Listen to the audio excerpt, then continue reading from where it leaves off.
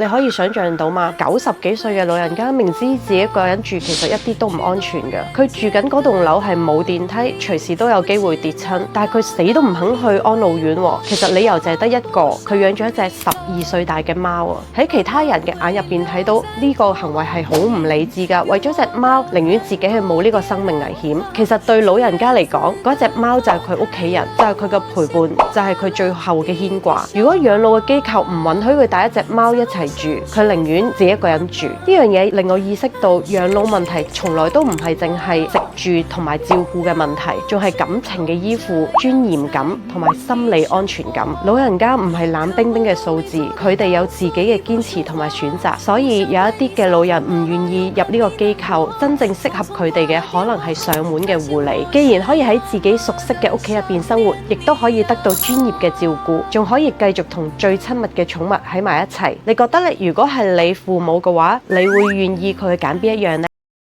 小紅書